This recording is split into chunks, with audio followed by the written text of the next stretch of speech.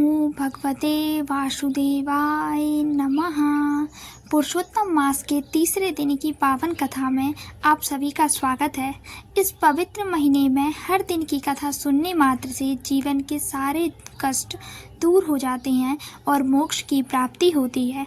आज तीसरे दिन की कथा में हम मलमास की व्यथा और भगवान विष्णु की असीम कृपा की कहानी सुनेंगे। तो चलिए पूरे मन से भगवान का ध्यान करते हुए आज की कथा का रसपान करते हैं। कथा शुरू करने से पहले कमेंट में जय लक्ष्मी नारायण लिखना ना भूलें। हे नारद जी, जो कुछ भगवान कृष्ण ने राजा युधिष्ठिर से कहा वही मैं तुमसे चाहता हूँ।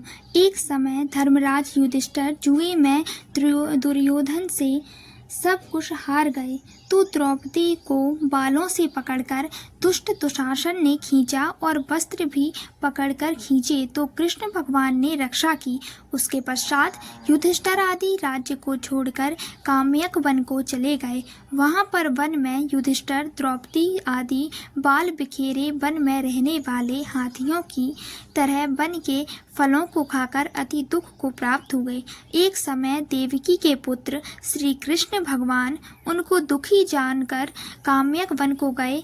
उस समय युधिष्ठिर आदि कृष्ण भगवान को देखकर ऐसे प्रसन्न हुए मानो देह में प्राण आ गए हों। वे बड़े प्रेम से मिले और हरि के चरण कमलों में नमस्कार किया।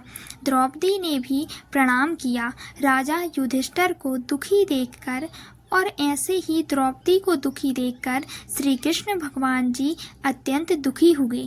जब विश्वात्मा भक्तवत्सल भगवान ने दुर्योधन को भस्म करने के लिए क्रोध किया तो मानो करोड़ों काल कराल के समान मुख से प्रलय काल की अग्नि उठी हो और दांतों को पीसते हुए मानो त्रिलोक को भस्म कर देंगे। तब अर्जुन भय से कांप उठा।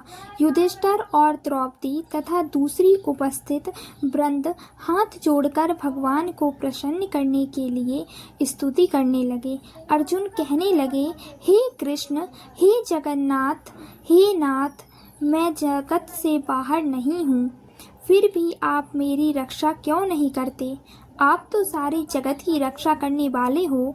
जिनकी नेत्र बंद करने से ब्रह्मा का पतन हो जाता है, जिनकी क्रोध से सारे विश्व का नाश हो जाता है, कोई भी जीवित नहीं रह सकता है। हे जगतपते, इस संहार करने वाले क्रोध को दूर कीजिए। आपके क्रोध से संसार में प्रलय हो जाएगी। भगवान कहने लगे कि हे नारद जी। अर्जुन इस प्रकार कहकर हाथ जोड़कर श्री कृष्ण भगवान को नमस्कार करने लगे।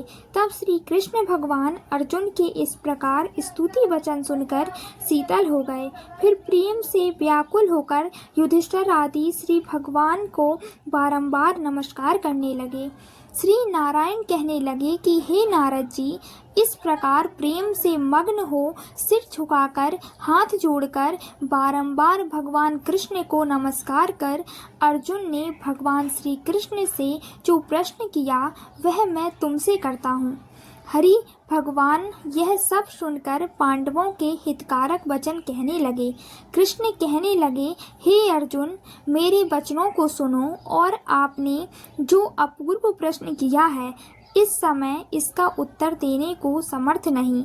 यह गुप्त प्रश्न ऋषियों को भी कठिन है, तो भी हे अर्जुन, मैं तुम्हारी मित्रता और भक्ति से प्रसन्न होकर अत्यंत कठिन उत्तर को क्रम से कहता हूँ, सुनो।